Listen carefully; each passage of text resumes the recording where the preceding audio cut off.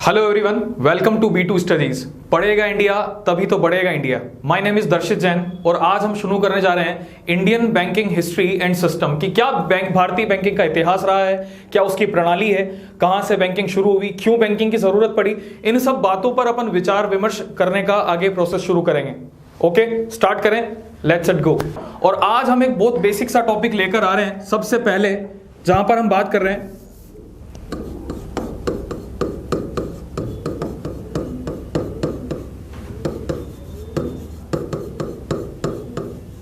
Indian banking history, भारतीय banking का इतिहास एवं प्रणाली कि क्या भारत बैंकिंग के अंदर किस तरीके के इतिहास के साथ आया, क्या जरूरत थी, क्या नीड हुई, किस तरह से इस नीड को कंप्लीट किया गया। तो एक बेसिक लिहाज से अगर देखा जाए तो economics SSC point of view से और बैंक पॉइंट ऑफ व्यू से ये एक बहुत इंपॉर्टेंट टॉपिक है। प्लस इंटरव्यू क्लासेस, जब कभी भी हम इंटरव्यू की क्लासेस शुरू करेंगे, इंटरव्यू के बारे में बात करेंगे, तो इंटरव्यू में सबसे पहले कुछ टॉपिक्स ऐसे होते हैं जो इंडियन बैंकिंग हिस्ट्री से शुरू किए जाते हैं। ठीक है, first of all let me introduce with the word bank. What is bank? What do we actually understand by this particular word bank? आप क्या समझते हैं इस बैंक वर्ड से, क्यों इस बैंक वर्ड का एग्जिस्टेंस हमारे सामने आया है। देखिए, बैंक अगर देखा जाए इकोनॉमिकल पॉइंट ऑफ व्यू से तो bank is a financial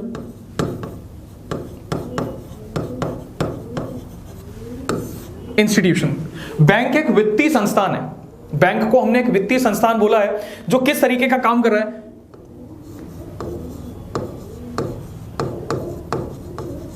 lending plus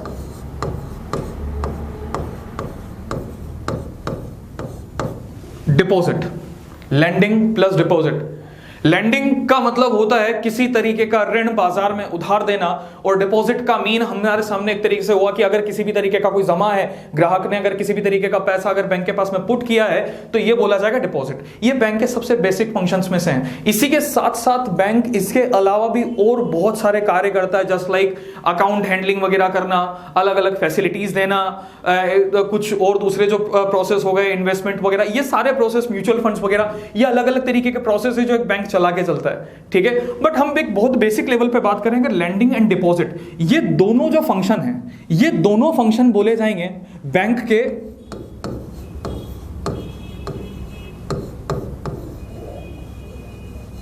monetary function. Monetary function यानी कि मौद्रिक कार्य। मौद्रिक कार्यों का मतलब होता है जहां कहीं भी मुद्रा का लेन देन, मुद्रा से संबंधित किसी भी प्रकार की वार्ता, किसी भी प्रकार की बात की जाए तो दैट इज मॉनेटरी फंक्शन। पुराने समय में चलते हैं, पुराना इतिहास देखते हैं कि बैंक आखिर जरूरत क्या थी, क्यों जरूरत पड़ी एक फाइनेंशियल इंस्टीट्यूशन की। अगर बात की जाए तो आप लोगों ने एक वर्ड सुना होगा जिसे कहा जाता है जनरली BARTER,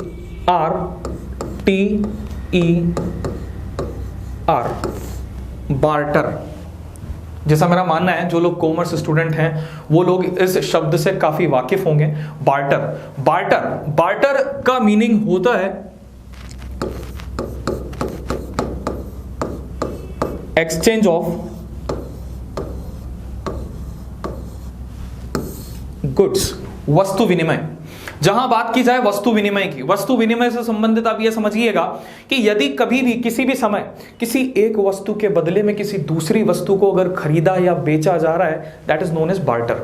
पुराने जमाने में यही होता था, जब लोगों के पास पैसा नहीं था, जब लोगों के पास मॉनेटरी नहीं थी, तो वहां पर जो बात की जाती थी वो की जाती थी एक्सचेंज ऑफ गुड्स की। किस तरह से एक वस्तु के बदले में किसी दूसरी वस्तु को खरीदा जाता था, किस तरह से उसे बेचा जाता था, यह सिस्टम था एक बार्टर सिस्टम। लेकिन बार्टर सिस्टम जो है ये आगे जैसे जैसे समय आगे बढ़ता गया, इसकी थोड़ी सी डिमांड और नीड उसी तरीके से कम होती चली गई। क्यों कम होती चली गई, इस पर बात करते हैं। देखिए, क्या था कि जैसे बार्टर सिस्टम चल रहा है, बार्टर में कोई प्रॉब्लम भी नहीं है, एक्सचेंज ऑफ गुड चल रहा है, किसी को गेहूं के बदले में चावल चाहिए, चावल के बदले में गेहूं चाहिए, गेहूं के बदले में कुछ और चाहिए, तो व्हाटएवर दिस इज, ये पूरा पर्टिकुलर सिनेरियो इस बार्टर के अकॉर्डिंग चल रहा है, कोई प्रॉब्लम नहीं आ रही। लेकिन जैसे जैसे समय आगे बढ़ता चला गया तो दुनिया में लोगों के बीच डिमांड का जो लेवल था वो लगातार इंक्रीज होता चला गया।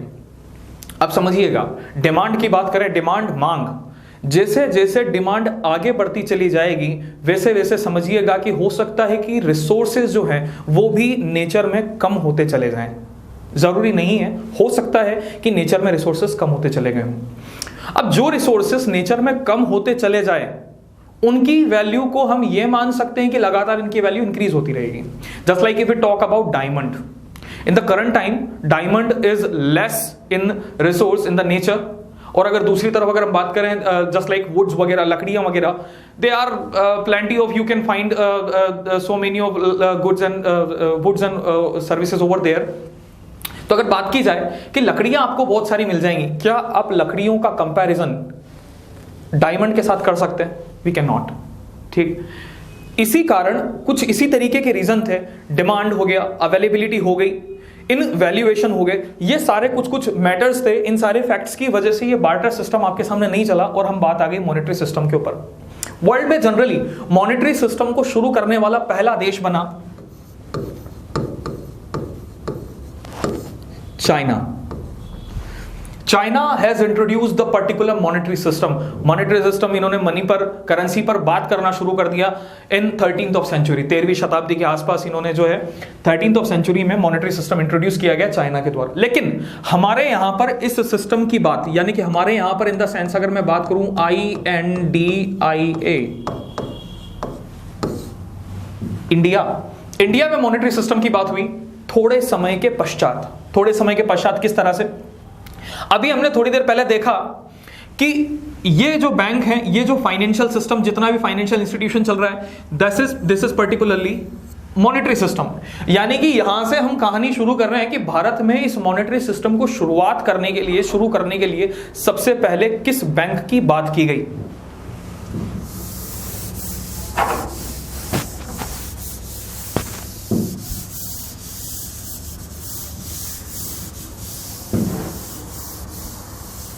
मॉनेटरी सिस्टम पर काम करने वाला, यानी कि if we talk about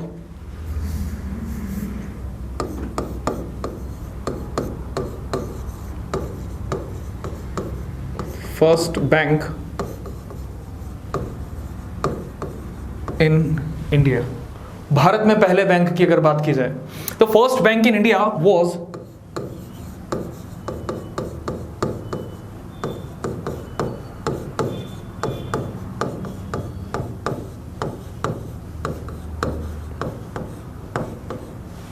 bank of Hindustan, एक बैंक जो कि 1770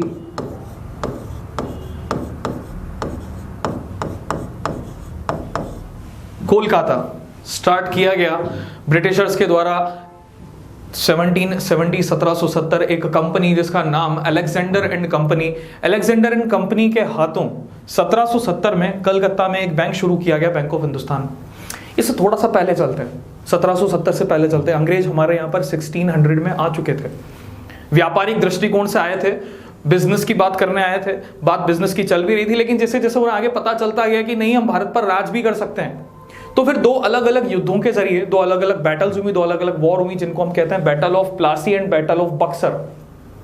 ये बैटल ऑफ प्लासी और बैटल ऑफ बक्सर का इंडियन बैंकिंग हिस्ट्री के साथ में क्या कनेक्शन, मैं आपको थोड़ा सा समझाता हूं। जब सपोज करिए कि यदि आपने कहीं पर किसी तरीके से किसी प्रॉपर्टी को या किसी भी जगह को अगर एक्वायर किया है, किसी सिस्टम को अगर एक्वायर किया है, बट उस काम को रन करने के लिए अगर आपके पास में फाइनेंशियल स्टेबिलिटी नहीं है, तो आई डोंट थिंक कि आप आगे के अपने जो प्रोसेस, अपने प्लानिंग, अपने जो वर्क्स हैं उनको एग्जीक्यूट कर पाएंगे।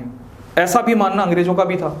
तो इसी वजह से क्या हुआ कि जब अंग्रेज यहां पे battle of Plassey and battle of Buxar fought किया, दोनों जीत गए, दोनों में अंग्रेजों की जीत हो गई। यहां पे भारत में उनका कामकाज भी शुरू हो गया। 1764 के बाद में उन्होंने कहानी भी शुरू कर दी। बट ये जो 5-6 साल थे, मैंने अभी एक ईयर बोला 1764, 1764, यहां जो युद्ध हुए, इन युद्धों के बाद में 1764 से बीच के 1770 तक, 1770 तक जो ब्रिटिशर्स थे, इनके पास काम करने के लिए, अपना प्रोसेस आगे चलाने के लिए, फंक्शंस करने के लिए कुछ एक ऐसा इंस्टीट्यूशन, कुछ इस तरीके की बातें चाहिए थी जो इनकी फाइनेंशियल स्टेबिलिटी को एग्जीक्यूट कर पाए। उन फाइनेंशियल स्टेबिलिटीज को एग्जीक्यूट करने के लिए सबसे पहले 1770 में एक बैंक ओपन कर दिया गया, बैंक ऑफ हिंदुस्तान।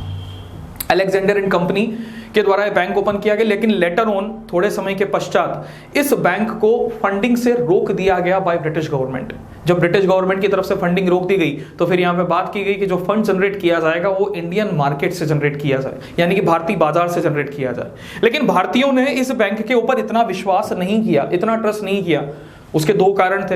एक तो ब्रिटिशर्स थे, तो ब्रिटिशर्स को कभी भी इंडियंस उस समय जो थे इतना विश्वास नहीं किया। दूसरी बात ये थी कि बैंक, जैसे ही बैंक ने बोला कि आपको अपना पैसा हमारे पास में डिपॉजिट रखना पड़ेगा, लोगों ने कहा कि इसकी क्या गारंटी कि ये पैसा सेफ है, इसकी क्या गारंटी कि ये पैसा सेफ है, ये पैसा यहां से कहीं नहीं जाएगा, कल को हो सकता है अगर किसी तरीके का लॉस हो जाए तो हम क्या करेंगे। तो इस बात को देखते हुए क्या किया गया, बैंक ऑफ हिंदुस्तान चलाया तो गया लेकिन आगे फंक्शन नहीं कर पाया, रन नहीं कर पाया इतना ज्यादा। तो लैक ऑफ रनिंग की वजह से, लैक ऑफ फंड्स की वजह से एक नए सिस्टम की दोबारा यहां पर बात की गई।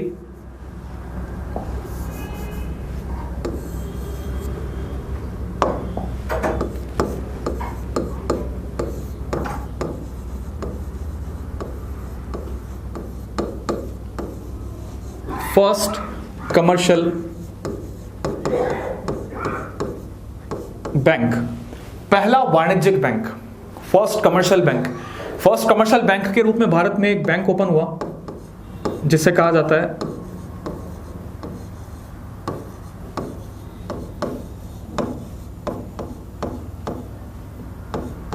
इलाहाबाद बैंक, 1865।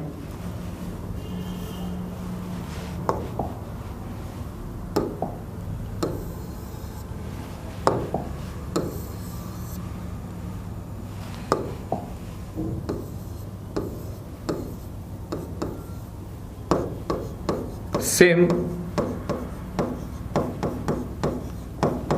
कोलकाता, कोलकाता के अंदर एक बैंक ओपन किया गया जिसको नाम दिया गया Allahabad bank, 1865। Commercial at the present time, if I give you an example like State Bank of India, Bank of Baroda, Punjab National Bank, all the banks are commercial banks। इतने जितने भी किसी भी तरीके का जो बैंक चलता है इन जनरल वे में, that is a commercial bank. Commercial का मतलब क्या होता है? कमर्शियल का मतलब होता है the institution which is working for the particular profit generation as well as for customer handling. जिस तरीके से लेना देना, जहां पर हम बात करते हैं ना, अभी हमने एक वर्ड लिखा हुआ था लैंडिंग एंड डिपॉजिट, तो ये लैंडिंग एंड डिपॉजिट वाला जो काम है, लैंडिंग एंड डिपॉजिट के साथ साथ में profit generation, that is known as commercialization. तो वाणिज्यिकरण की बात की गई, तो पहला वाणिज्यिक बैंक ओपन किया गया इलाहाबाद बैंक 1865 कलकत्ता के अंदर। जैसे ही वाणिज्यिक बैंक ओपन किया तो लोगों को जैसे ही पता लगा कि एक बैंक के द्वारा लेंडिंग भी की जाती है, तो इस बैंक के साथ में जब लेंडिंग शुरू की गई तो एक वर्ड का नाम या एक वर्ड यहां पर मैं को बता रहा हूं, that is called NPA, non performing asset. आगे बात करेंगे इसकी। नॉन परफॉर्मिंग एसेट एक बेसिक से वे में अगर बताऊं, सिंपल सी भाषा में, आसान शब्दों में, अनर्जक परिसंपत्ति। नॉन परफॉर्मिंग एसेट का मतलब होता है एक ऐसा ऋण, एक ऐसा लोन जो एक बार बाजार में गया और बाजार से वापस नहीं आया, बोल दिया जाएगा NPA।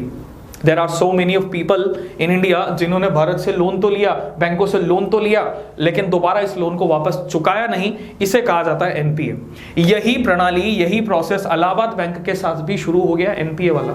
जब ये इलाहाबाद बैंक के साथ में NPA की बात की गई तो इस NPA को इरेडिकेट करने के लिए एक नए सिस्टम की और बात की गई जिसे बोला गया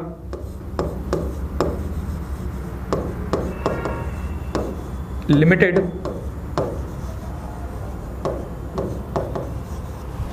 liability.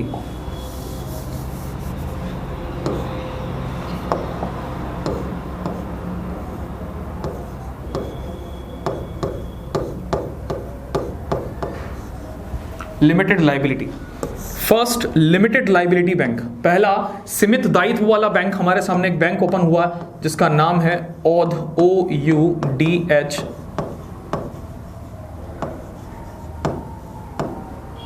OUDH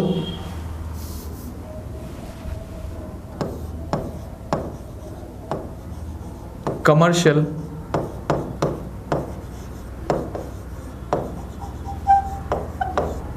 bank, OUDH commercial bank. Limited liability, सीमित दायित्व। सीमित दायित्व का मतलब होता है जहां पर अधिकारों को सीमित कर दिया जाए। जहां अधिकारों को सीमित कर दिया जाए इसका मतलब यह समझिएगा कि जहां पर लोगों को दिया जाने वाला ऋण, उसकी राशि और साथ साथ में उनके द्वारा कुछ कोलैटरल सिक्योरिटीज जो लोन के बदले में रखी या दी जाती हैं, उनका एक प्रोसेस शुरू किया गया। लिमिटेड लायबिलिटी बैंक के रूप में एक अवध कमर्शियल बैंक, अवध वाणिज्यिक बैंक की शुरुआत की गई। कहां? सबसे पहले बात करते हैं कब? 1881, 1881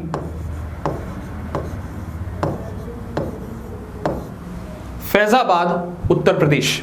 फैजाबाद उत्तर प्रदेश में एक बैंक ओपन किया गया जिसको नाम दिया गया अवध कमर्शियल बैंक, अवध वाणिज्यिक बैंक, 1881 फैजाबाद उत्तर प्रदेश में।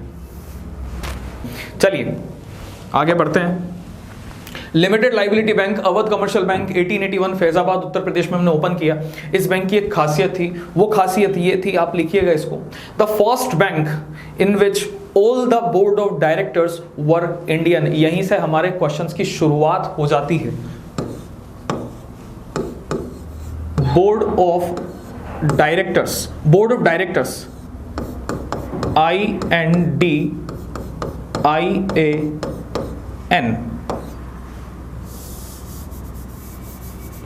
Board of directors, Indian board of directors. Indian board of directors वाला पहला बैंक हमारे यहां पर ओपन हुआ, अवध कमर्शियल बैंक, अवध वाणिज्यिक बैंक, यानी कि एक ऐसा बैंक जिसका बोर्ड ऑफ डायरेक्टर पूरी तरह से इंडियन था। इसकी बात की गई।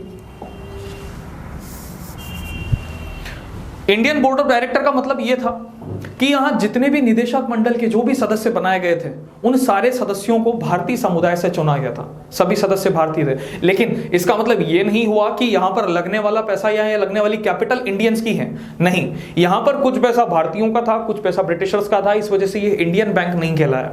लेकिन बात शुरू हो गई एक भारतीय बैंक की, कि जब हम ये कह सकते हैं कि एक बोर्ड ऑफ डायरेक्टर इंडियन होकर एक बैंक को चला सकता है, तो उसी तरीके से क्यों ना हम एक भारतीय बैंक भी ओपन कर सकें। तो एक भारतीय बैंक की बात की गई।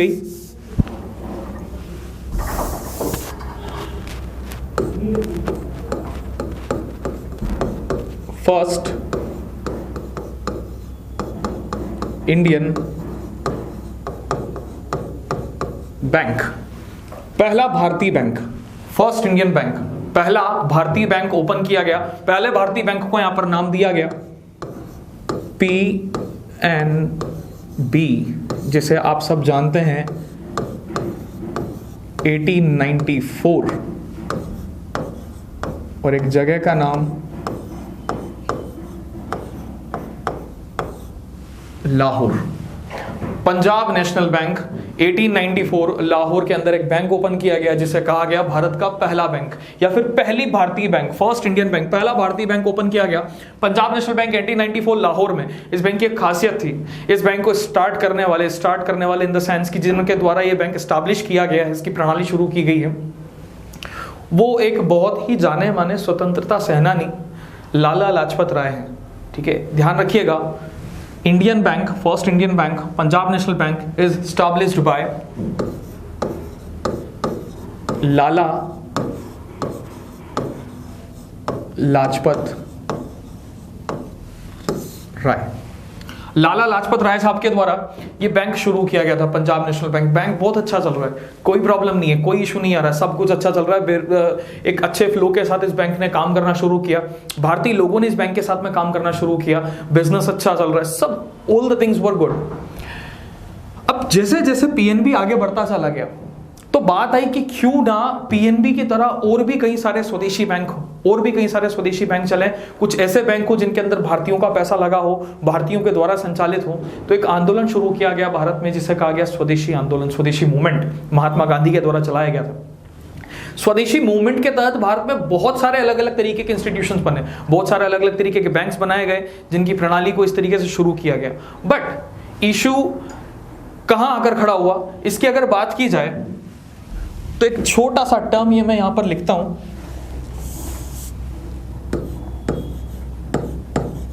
1914 से लेकर 1918 तक का टर्म, टाइम ड्यूरेशन की बात की जा रही है 1914 से 1918। 1914 से 1918 क्यों स्पेशल है ये 4-5 साल हमारे लिए? इन 4 सालों 5 सालों का जो सिनेरियो है वो है पहले विश्व युद्ध से संबंधित, फर्स्ट वर्ल्ड वॉर, पहला विश्व युद्ध। 1914 से शुरू हुआ, 1918 में एंड हुआ। क्या भारत ने यहां पर किसी तरीके का पार्टिसिपेशन किया? भारत ने यहां पर किसी तरीके की उपलब्धता जताई? आंसर आएगा नो। बट इनडायरेक्ट वे में भारत इस विश्व युद्ध का सदस्य था। किस तरह से? हमारे यहाँ अंग्रेज थे, तो अंग्रेजों के साथ इस युद्ध में भारतीय सेना, भारतीय लोगों को और भारतीय बैंकों के पैसे को इस्तेमाल किया गया। पहले विश्व युद्ध की बात हम कर रहे हैं। अब जब भारतीय बैंकों का पैसा और भारतीय लोगों को यहां इस्तेमाल किया गया, तो 1918 में जैसे ही ये युद्ध बंद हुआ, या ये कह दीजिए कि लोग अपने अपने घरों को वापस आए, तो बैंकों ने और लोगों ने अंग्रेजों से अपना पैसा मांगा, जिसको देने के लिए अंग्रेजों ने अपने हाथ खड़े कर दिए। उन्होंने कहा कि साहब अभी हमारे पास में आपको देने के लिए किसी तरीके की फंडिंग नहीं है, but we will provide you the funding very soon. ऐसा कहकर उन्होंने बात टाल दी। बात तो टाल दी, लेकिन इससे हुआ क्या? इसका फर्क यह आया कि भारतीय बैंकिंग जो थी प्रणाली, भारतीय बैंकिंग प्रणाली, इंडियन बैंक्स वगैरह जो थे, वो धीरे धीरे धीरे धीरे धीरे स्लो डाउन पर आते चले गए। जैसे जैसे स्लो डाउन पे आते चले गए,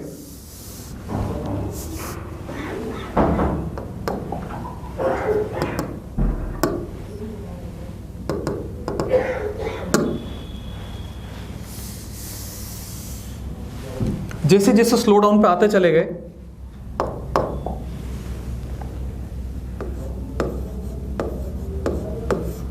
प्रॉब्लम्स हमारे सामने खड़ी होती चली गई। एक ईयर 1921, 1921 की बात करते हैं। 1921, 1921 ये जरूरी क्यों है?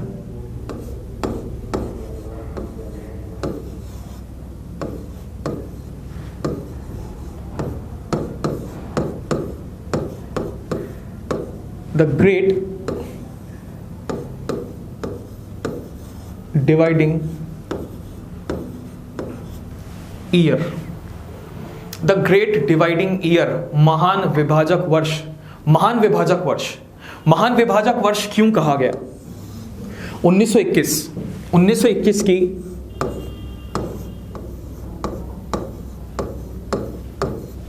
सेंसस की बात करते हैं। थोड़ा सा हम आउट ऑफ द ब्लू देख रहे हैं, लेकिन बहुत जरूरी चीज है।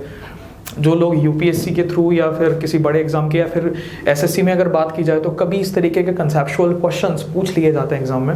याद रखिएगा, बहुत अच्छी चीज बताने वाला हूं। सेंसस 1921 का जो सेंसस था, जो जनगणना थी, उस जनगणना की दर आई -0.31%। यानी कि हम यह कह सकते हैं कि यहां पर भारत की जनसंख्या बढ़ने की बजाय घट गई। क्यों घट गई? एक कारण सामने आया जिसे कहा गया प्लेग। प्लेग एक बीमारी का नाम। इस बीमारी के कारण क्या हुआ?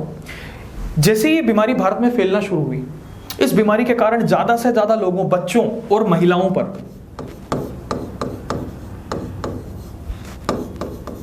इसका एक नेगेटिव इफेक्ट नजर आया, और उस नेगेटिव इफेक्ट की वजह से भारत में IMR और MMR, इन्फेंट मोर्टालिटी रेट और मदर मोर्टालिटी रेट, नवजात शिशु मृत्यु दर की बात कीजिए, चाहे मातृ मृत्यु दर की बात कीजिए, तो नवजात शिशु मृत्यु दर और मातृ मृत्यु दर, ये दोनों दर भारत में बढ़ना शुरू हो गई। इन दरों के बढ़ने के कारण ये जो सेंसस था 1921 का, ये सेंसस ऑटोमेटिकली डिक्लाइन होकर -0.31% की रेट से आ गया। इसके कारण क्या हुआ? अभी तक किसी प्रकार की कोई समस्या नहीं है। इससे पहले 1919 में एक बैंक ओपन किया गया, जिसे हम आज की तारीख में कहते हैं UBI, union bank of India. Union bank of India की अगर बात की जाए, इसके हेडक्वार्टर की बात करते हैं, union bank of India, it is situated in Mumbai. Open किया गया था 1919 में। एक इकलौता ऐसा बैंक है जिसे महात्मा गांधी द्वारा एस्टैब्लिश किया गया था। ये 2019 एसएससी का एक क्वेश्चन है, which bank is the only bank which is established by Mahatma Gandhi. तो याद रखिएगा, यूनियन बैंक ऑफ इंडिया। ये यूनियन बैंक ऑफ इंडिया 1919 में ओपन किया गया मुंबई के अंदर। पहला बैंक और एकमात्र बैंक है जो महात्मा गांधी के द्वारा स्टार्ट किया गया था। स्टार्ट तो कर दिया, महात्मा गांधी ने यह सोचकर स्टार्ट किया कि क्या यह बैंक इस मुसीबत को, इस इकोनॉमिक क्राइसिस को खत्म कर पाएगा? जवाब आया नहीं। ये 1919 का यूनियन बैंक ऑफ इंडिया भी इसी प्रॉब्लम में फंस गया। इसके भी एनपीएस वगैरह जो है वो लगातार बढ़ना शुरू होते चले गए, प्रॉब्लम्स क्रिएट होना शुरू हो गई। इसको देखते हुए क्या गया, 1921 की हम बात कर रहे हैं। 1921 में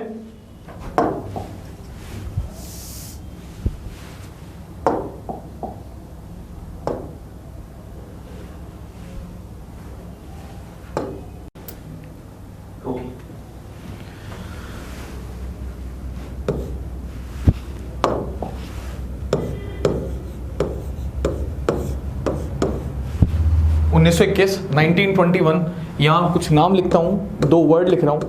first is presidency, second is banks. Presidency banks, presidency banks का मतलब ये समझिए, प्रेसिडेंसी रियासतों के द्वारा चलने वाले बैंक, कुछ ऐसे बैंक जिन पर पूर्णतया अधिकार था अंग्रेजों का। अंग्रेज जब भारत में आए थे तो उन्होंने 3 अलग अलग रियासतों पर अपने अधिकार जमाए थे, जिसमें से एक बंगाल, दूसरा बॉम्बे और तीसरा मद्रास। बंगाल, बॉम्बे और मद्रास, तीनों रियासतों के 3 अलग अलग bank, bank of Bengal, bank of Bombay और bank of Madras. Bank open किया गया इनिशियली 1806, 1806, 1840, 1843। 3 बैंक ओपन किए गए 1806, 1840, 1843। 1809 में इसका नाम बदल दिया गया था वैसे, बट इन 3 बैंकों के साथ क्या किया गया, इन तीनों बैंकों का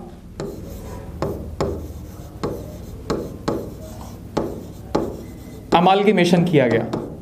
अमालगेमेशन वर्ड से इंट्रोड्यूस कराता हूं। इस वर्ड को हिंदी में अगर आप देखें तो विलय, एक वर्ड और होता है जिसे हम कहते हैं मर्जर, ये भी एक तरह का विलय है। दोनों में एक बहुत बहुत माइन्यूट सा छोटा सा डिफरेंस, वो छोटा सा डिफरेंस ये, जहां बात की जा रही है एमालगेमेशन की। एक छोटा सा एग्जांपल देता हूं आपको, a + b =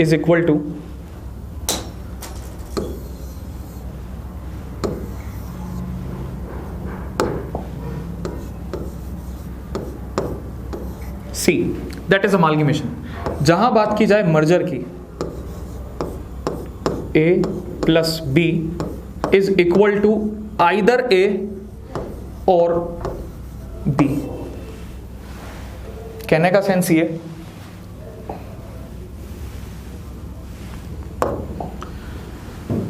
a + b = C, यानी कि जब कभी भी कोई 2 एंटिटी या कोई 2 से ज्यादा एंटिटी, अगर इन दोनों तीनों एंटिटीज को हम साथ में मिलाते हैं और इसके बाद में कोई जो एंटिटी हमने बनाई है रिजल्टेंट एंटिटी, अगर वो पूरी तरह डिफरेंट है, that will be एमालगेमेशन।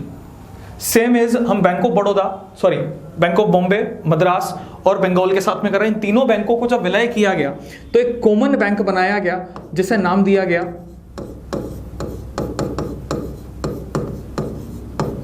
Imperial bank of India 1921। Imperial bank of India, Bharat में इस बैंक की बहुत ज्यादा इंपॉर्टेंस मानी जाती है अभी भी वर्तमान में। क्यों मानी जाती है? इस वजह से मानी जाती है बिकॉज यही बैंक वर्तमान समय में कहलाता है SBI, state bank of India, state bank of India.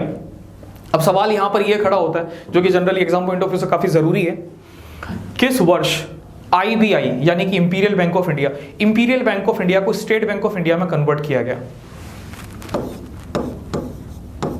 1955, 1955। 1955 में क्या किया गया? सिर्फ नाम बदला गया है। नाम बदलने का मतलब इंपीरियल बैंक ऑफ इंडिया चल रहा है, आजाद हो गए, आजादी के बाद में हमने इस नाम को कन्वर्ट कर दिया state bank of India in 1955, और एक अलग से एक अधिनियम, एक एक्ट पारित कर दिया गया जिसको कहा गया SBI एक्ट 1955, SBI अधिनियम 1955।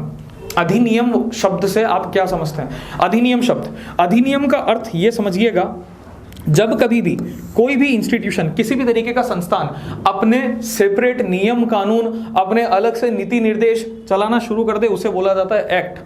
अधिनियम 1955 में एसबीआई अधिनियम स्टार्ट किया गया।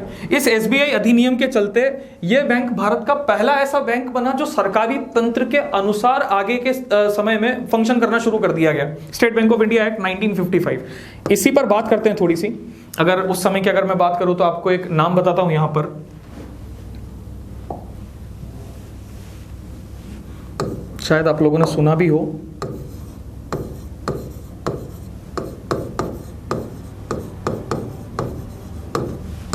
John Mathai. If you ever heard this word John Mathai before, मैं आपको इंट्रोड्यूस करवाता हूं इस वर्ड से। ये जॉन मथाई जो शब्द है, जो व्यक्ति हैं, ये भारत में रेल मंत्री भी रहे हुए हैं। रेल मंत्री के साथ साथ में भारत में वित्त मंत्री भी रहे हुए हैं। वित्त मंत्री रहने के साथ साथ स्टेट बैंक ऑफ इंडिया के फर्स्ट चेयरमैन। अभी कुछ समय पहले इनका बर्थडे था, तो मैं आपको बता दूं कि जॉन मथाई साहब ये पहले चेयरमैन थे स्टेट बैंक ऑफ इंडिया के। वर्तमान चेयरमैन की अगर बात की जाए तो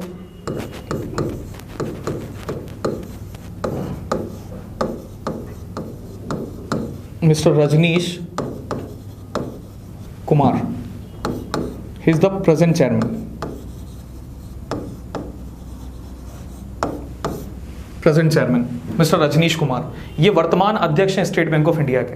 okay, State bank of India SBI Bharat का सबसे बड़ा बैंक। अगर बात की जाए in terms of customers, in terms of funds, in terms of capital, तो भारत का सबसे बड़ा बैंक।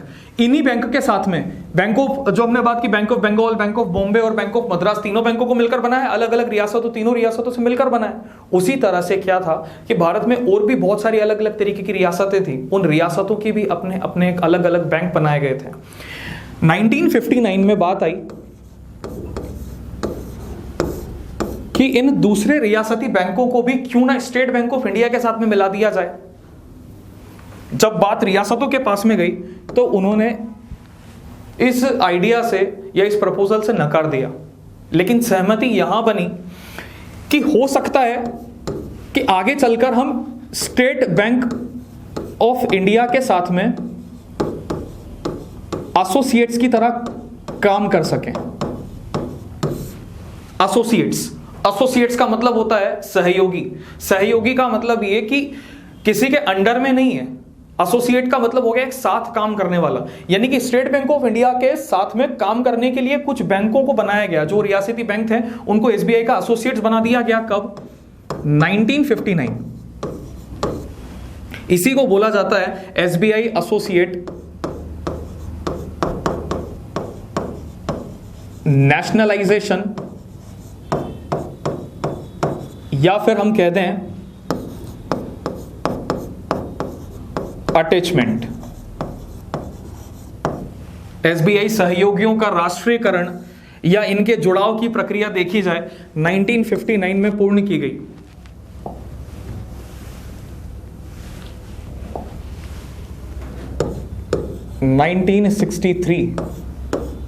ईयर टू ईयर आगे बढ़ेंगे, देखेंगे कहां।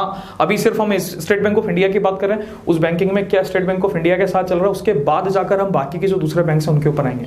1963 एक स्टेट जिसमें दो अलग अलग bank, state bank of Bikaner and state bank of Jaipur, इन दोनों कॉमन बैंकों को, अलग अलग बैंकों को मर्ज करके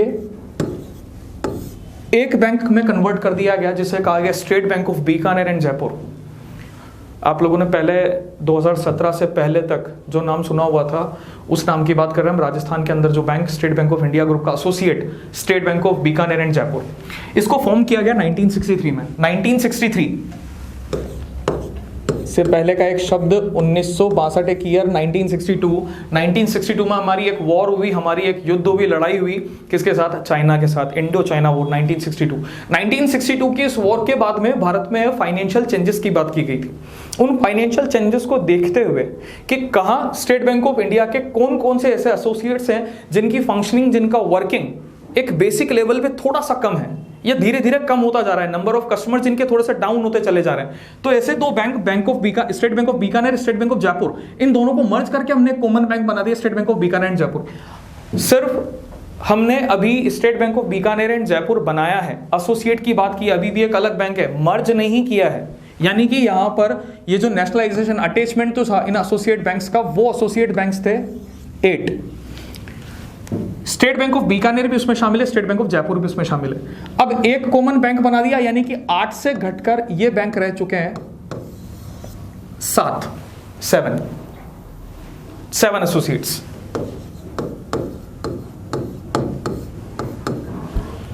अब बात करते हैं इन एसोसिएट्स के बारे में कि इन एसोसिएट्स को स्टेट बैंक ऑफ इंडिया में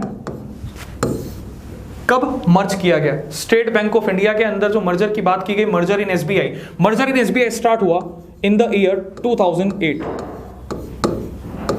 स्टेट बैंक ऑफ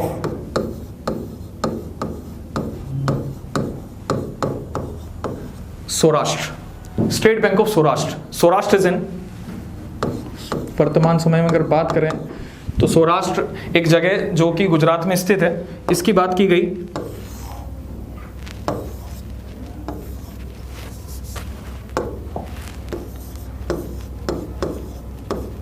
दूसरा year 2010, state bank of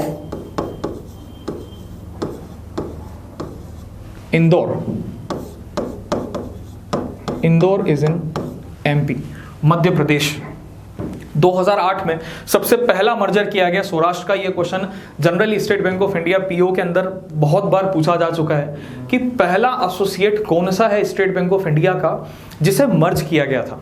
2008 state bank of Saurashtra, 2010 state bank of Indore. Indore आपने नाम सुना होगा काफी। Indore financial capital of Madhya Pradesh, financial capital of MP. उसके साथ साथ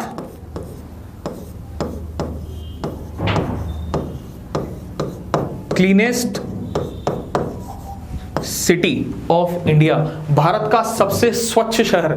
याद रखिएगा, पिछले 3 या 4 सालों से लगातार स्वच्छता रैंकिंग में जो शहर सबसे ऊपर है देश का, that is Indore. Indore Madhya Pradesh, cleanest city of India. अभी रिसेंटली गुजरात के एक एग्जाम के अंदर एक क्वेश्चन पूछा गया था, गुजरात कोऑपरेटिव के अंदर, मध्य प्रदेश का पहला इंटरनेशनल एयरपोर्ट कहां ओपन किया गया? Indore. The first international airport of MP is in Indore, जिसका नाम है देवी अहिल्याबाई होलकर अंतरराष्ट्रीय हवाई अड्डा। याद रखिएगा, first international airport of MP is in Indore, cleanest city. तीसरे मर्जर की बात करें 2017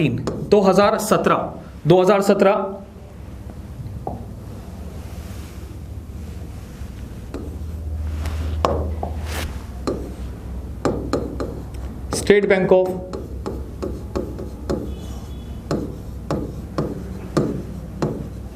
हैदराबाद,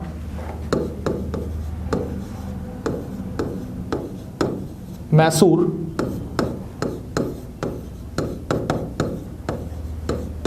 पटियाला,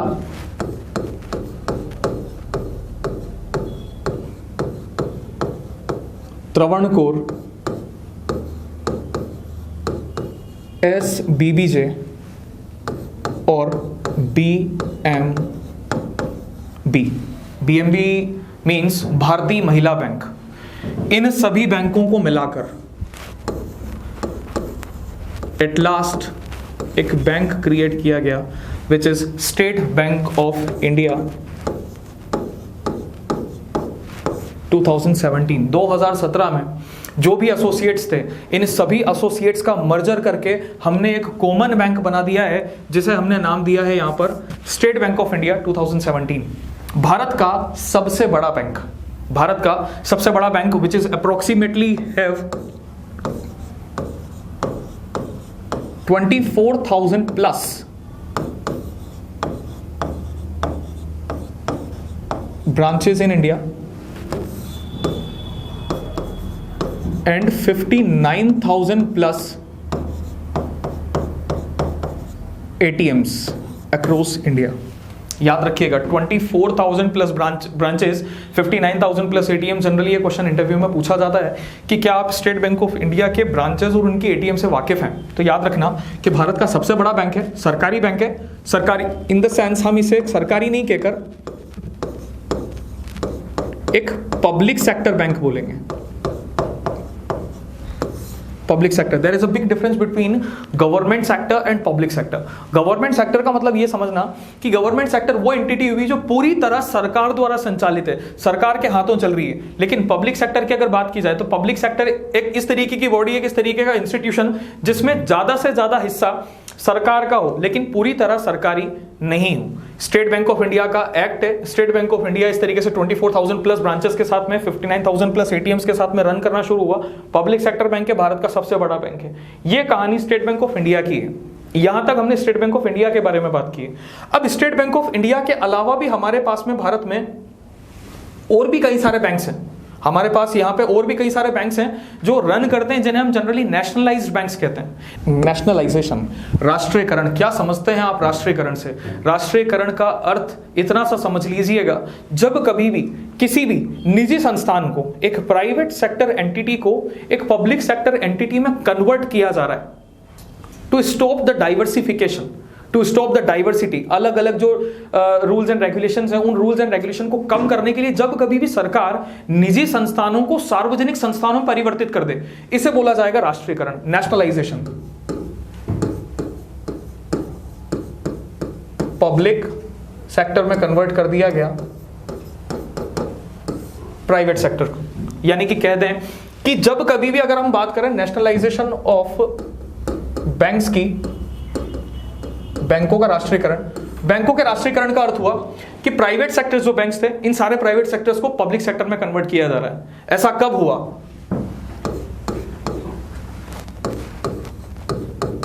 एक डेट 19 जुलाई 1969, 19 जुलाई 1969, कांग्रेस गवर्नमेंट का समय।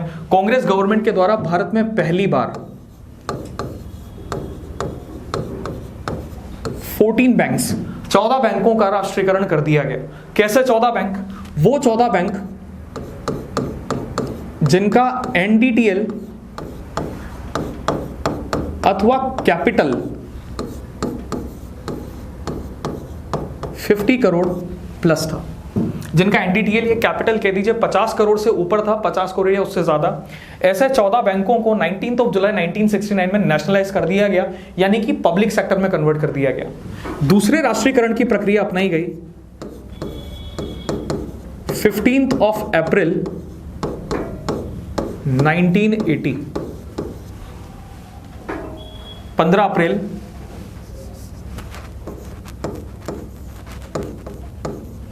1980। बैंकों की बात की जाए, 6 बैंक, 6 बैंक्स। इन 6 बैंक्स, कैसे 6 बैंक्स? जिनका एनडीटीएल अथवा कैपिटल 200 करोड़ और इसके अबाउ था, 200 करोड़ प्लस। ऐसे 6 बैंकों को राष्ट्रीयकृत कर दिया गया 15 अप्रैल 1980 में, यानी कि टोटल 14 और 6 हमारे पास में टोटल बैंक्स आए हैं 20 बैंकों की बात की जा रही है अभी।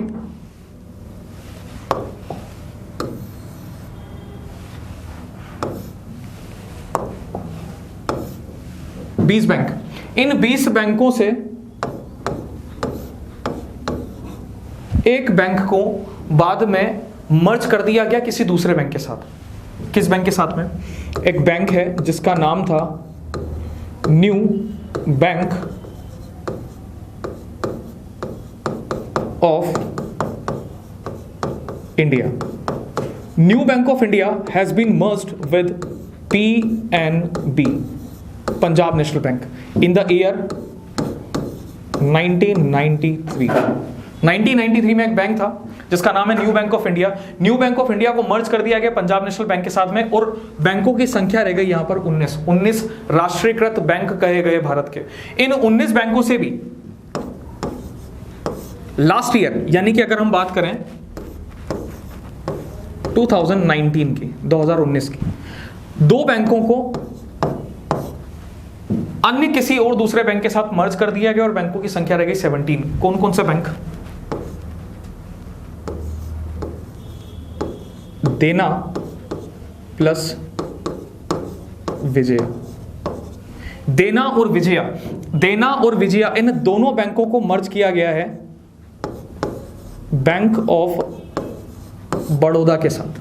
देना और विजया, ये देना और विजया ये दो अलग अलग बैंक थे। इन दोनों बैंकों को सरकार ने बैंक ऑफ बड़ौदा के साथ मर्ज कर दिया 2019 के शुरुआत में, फरवरी के महीने में, in the month of February 2019 Dena bank and Vijaya bank has been merged with the Bank of Baroda. Now the total number of banks are 17। Further आगे चलें, 17 बैंक्स, इन 17 बैंक्स को भी अब 12 बैंकों में कन्वर्ट किया जा चुका है, 12 बैंक्स। वही 2019, और इस 2019 में टोटल बैंक्स, नेशनलाइज बैंक्स की बात कर रहे हैं हम,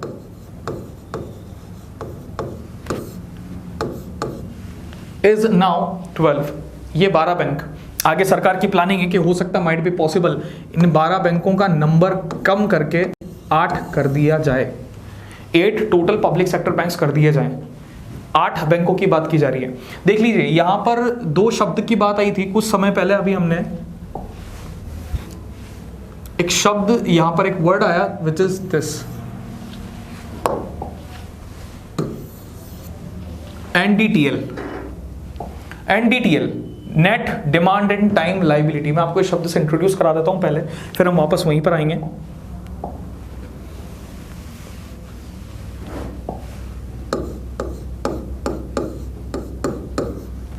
NDTL, net demand and time liability. Abbreviated forms की अगर बात की जाए, एब्रीविएशंस की, तो जनरली एब्रीविएशंस में इस तरीके के क्वेश्चंस को ज्यादा पूछा जाता है। यानी कि एब्रीविएशन का मतलब ये समझिएगा कि हो सकता है माइट बी पॉसिबल आपसे पूछ लिया जाए what is D in NDTL या what is T in NDTL.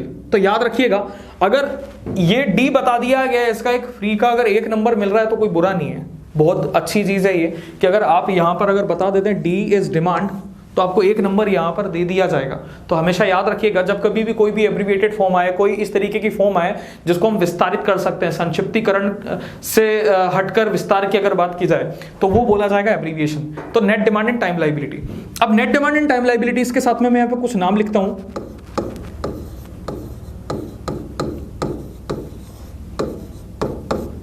Saving account,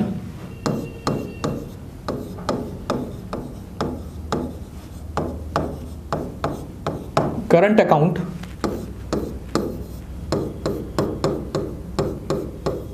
fixed account या फिक्स्ड डिपॉजिट एफडी हम जिसे कहते हैं, और फोर्थ अगर बात की जाए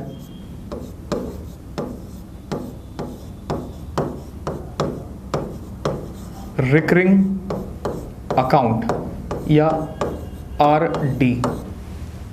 सेविंग अकाउंट बचत खाता, करंट अकाउंट चालू खाता, फिक्स्ड अकाउंट सावधि जमा खाता और रिकरिंग अकाउंट आवर्ती जमा खाता। 4 प्रकार के खाते, saving account, current account, fixed account और recurring account.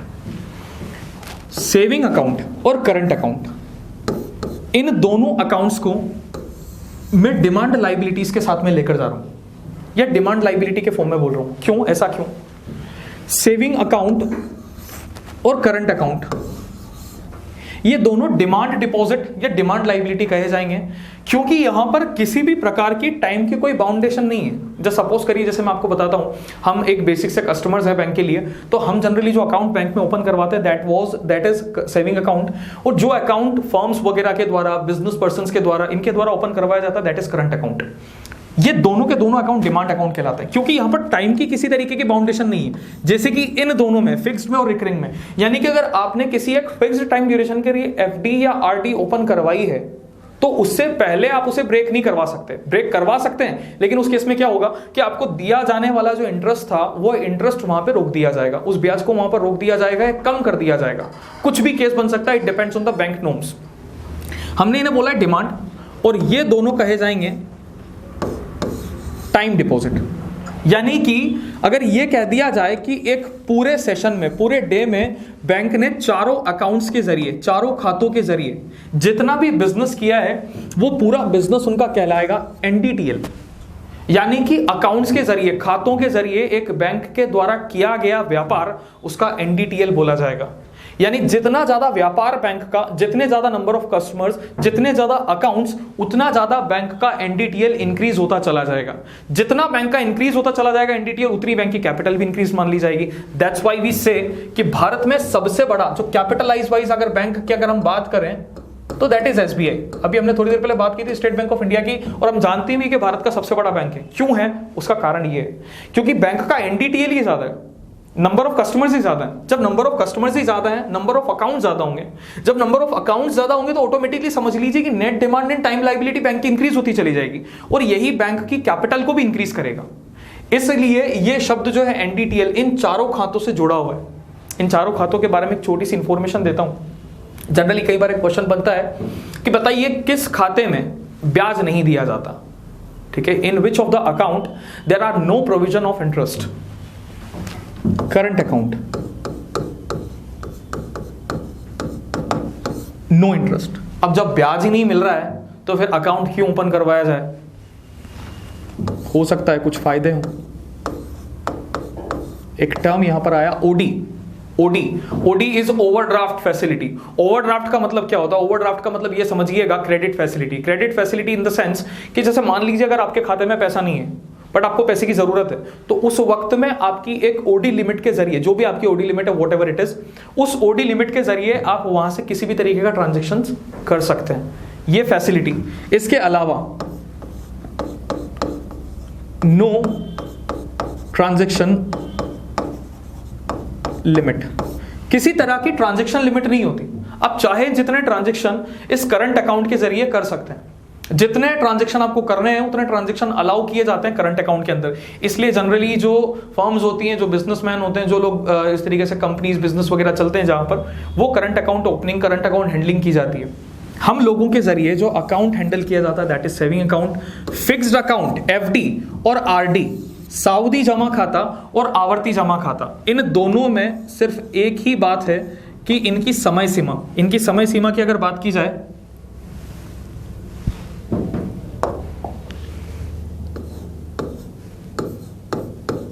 Seven days to 10 years। It's exam question as well as interview question.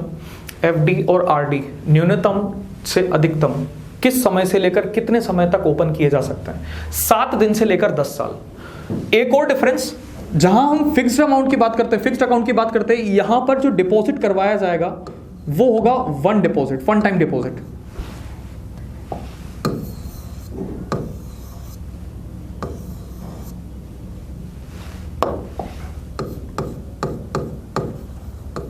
One time deposit यानी कि पैसा एक ही बार में जमा करवाया जाएगा।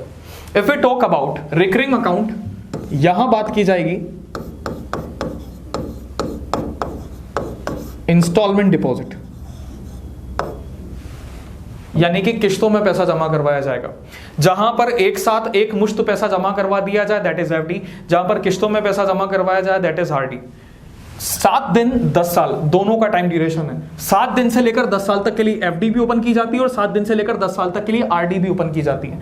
ये चारों अकाउंट, इन चारों अकाउंट ने एक वर्ड को नाम दिया था, एक वर्ड बनाया था NDTL, net demand and time liability. और यही net demand and time liability एक बैंक के लिए सबसे इंपॉर्टेंट शब्द माना जाता है और इसी पे बैंक आगे चलता है। ठीक है, वापस से अगर इस चीज को रिवाइज किया जाए तो कुछ मैं आपको बताऊं कि हमने किन किन पॉइंट्स पर बात की। सबसे पहले हमने बात की बैंक वर्ड के ऊपर, बैंक क्या होता है, भारत में बैंकिंग की शुरुआत कैसे हुई, कौन सा बैंक भारत में पहला है, बैंक ऑफ हिंदुस्तान जो हमने नाम लिया अभी। उसके बाद में किस तरह से भारतीय बैंक की प्रणाली शुरू हुई, कौन सा पहला भारतीय बैंक ओपन किया गया जिसको हमने पंजाब नेशनल बैंक नाम दिया। पंजाब नेशनल बैंक के बाद में हमने अन्य दूसरे बैंकों की बात की जिनको हमने प्रेसिडेंसी बैंक्स नाम दिया था। प्रेसिडेंसी इन द सेंस क्या हुआ, बैंक ऑफ बंगाल, बॉम्बे और मद्रास, तीनों बैंकों ने मिलकर इंपीरियल बैंक ऑफ इंडिया बनाया। इंपीरियल बैंक ऑफ इंडिया को बाद में स्टेट बैंक ऑफ इंडिया बोल दिया गया। स्टेट बैंक ऑफ इंडिया के साथ में हमने बात की उनके जो साथ में एसोसिएट बैंक्स वगैरह थे, एसोसिएट बैंक्स की, एसोसिएट बैंक चले। एसोसिएट बैंक्स के बाद में हमने बात की नेशनलाइजेशन की, राष्ट्रीयकरण, जो कि टोटल हमारे सामने बहुत सारे बैंकों का हुआ। 14 + 6 19 जुलाई 1969, 15 अप्रैल 1980 1980, टोटल 20 बैंक हुए। एक बैंक 1993 में हमने हटा दिया, 2 बैंक 2019 के स्टार्टिंग में हटा दिए, और बाकी के कुछ जो बैंक्स थे वो भी हमने 2019 के अंदर हटा दिए। यानी कि टोटल हमारे पास में बैंकों की संख्या रह गई 12। उन्हीं 12 बैंकों का काम चल रहा था, वहां से एक शब्द आया था, वापस वहीं पर आ रहे बात, एनडीटीएल। ये शब्द आया एनडीटीएल, हमने किसको कहा? 4 प्रकार के खाते थे बैंक में, सेविंग, करंट, फिक्स्ड और रिकरिंग। ड्यूरेशन अगर बात की जाए फिक्स्ड और रिकरिंग की थी 7 दिन से 10 साल। जिस पे ब्याज नहीं मिलता उसे करंट अकाउंट कहते हैं। जो जनरली कस्टमर्स के द्वारा ओपन करवाया जाता है उसे सेविंग अकाउंट कहते हैं। वन टाइम डिपॉजिट होगा एफडी में, इंस्टॉलमेंट डिपॉजिट होगा आरडी में। इसी से मिलकर बना है एनडीटीएल। ये बैंक के कैपिटल को आगे इंक्रीज करेगा। That is the scenario, that is the system. आगे जब हम आएंगे तो आगे बात करेंगे हम कि किस तरह से इन सारे बैंकों को reserve bank of India operate करने का काम करता है। यानी कि next chapter, next topic would be reserve bank of India and it's processes. किस तरह से रिजर्व बैंक ऑफ इंडिया चलेगा, कैसे उसकी मॉनेटरी पॉलिसी होगी, कैसे वो बिजनेस करता है, बैंकों को कैसे डील करेगा, ये सारे काम आगे देखे जाएंगे। Okay, thank you so much.